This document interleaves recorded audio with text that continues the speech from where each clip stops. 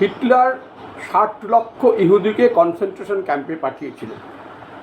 জ্ঞানেশ কুমার ১,২৫,০০,০০০ বাঙালিকে ভোটার করে তাদের নাগরিকত্ব কেড়ে নেওয়ার উদ্যোগ নিয়েছেন এবং ৬০ লক্ষ বাঙালিকে তাদের বিচারাধীন রেখে তাদেরও ভোটার তালিকা থেকে বাদ দেওয়ার ষড়যন্ত্র করেছেন। কি আশ্চর্য মিল, তাই না, হিটলারের সঙ্গে জ্ঞানেশ কুমারের।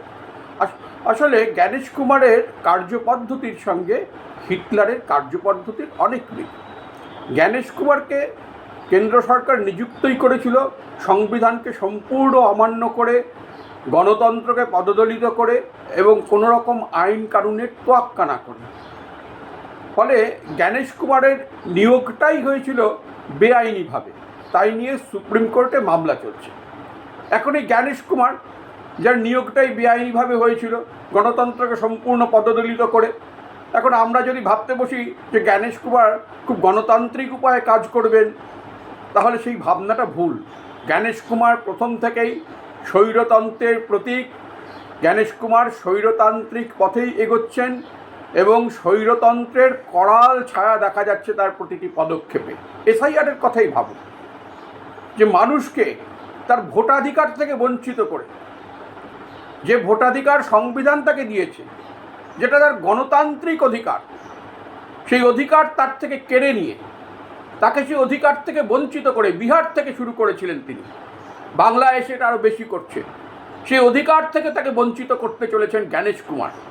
ভাবখানা এমন যেন আমি ঠিক করব যে কে এই দেশের ভোটাধিকার পাবেন, কে পাবেন না, তার ইচ্ছের ওপর, তার মর্জি মাফিকের ওপর। হিটলার যেমন করেছিলেন, যে ইহুদিদের কনসেন্ট্রেশন ক্যাম্পে পাঠিয়ে যে তোমাদের বেঁচে থাকার অধিকার নেই, জ্ঞানেশ কুমার ঠিক সেই কাজ করছেন। এই যে ১,২৫,০০,০০০ বাঙালিকে উনি বাদ দেওয়ার চেষ্টা করছেন ভোটার তালিকা থেকে, এই যে ৬০ লক্ষ মানুষকে উনি বিচারাধীন করে রাখছেন, যে উনি ঠিক করবেন, আমি যেন ভাবখানেই যেমন জ্ঞানেশ কুমার ঠিক করবেন কে ভোটাধিকার পাবেন, কে পাবেন না, প্রতিটা ক্ষেত্রে স্বৈরতান্ত্রিক পদক্ষেপ। রাজ্যের মুখ্যমন্ত্রীকে অস্বীকার করবেন, রাজ্যের মুখ্যমন্ত্রী দেখা করতে গেলে সৌজন্য দেখাবেন না, রাজ্যের মন্ত্রীরা দেখা করতে গেলে সৌজন্য দেখাবেন না, মুখ্যমন্ত্রী চিঠি লিখলে তিনি তার কোনো জবাব দেবেন না, তিনি এক এক দিন এক এক রকম ফতোয়া, যখন যেটা তার মনে হবে, যখন যেটায় তার সুবিধা হবে সেই রকম ফতোয়া জারি করবেন। তিনি তার ইচ্ছে মতো নির্দেশে সরকারি আধিকারিকদের বদলি করবেন এবং রাজ্য সরকারকে, নির্বাচিত রাজ্য সরকারকে তিনি তার খেয়াল খুশি মতো সেই রাজ্য সরকারকে পঙ্গু করে দেওয়ার চেষ্টা করবেন। স্বৈরতন্ত্র ছাড়া এটা কি? একটা নির্লজ্জ স্বৈরতন্ত্র। হিটলার যা করেছিলেন জার্মানিতে, মুসলিনি যা করেছিলেন ইতালিতে, বিভিন্ন দেশের স্বৈরতান্ত্রিক শাসকরা যা করে থাকেন, জ্ঞানেশ কুমারের মাধ্যমে নরেন্দ্র মোদী, অমিত শাহরা সেটাই করছেন এবং জ্ঞানেশ কুমারদের ভেতর সেই হিটলারের প্রতিচ্ছবি আমরা দেখতে পাচ্ছি। এক ভয়াবহ ফ্যাসিবাদ এই জ্ঞানেশ কুমারদের হাত ধরে ভারতবর্ষে পা রাখছে।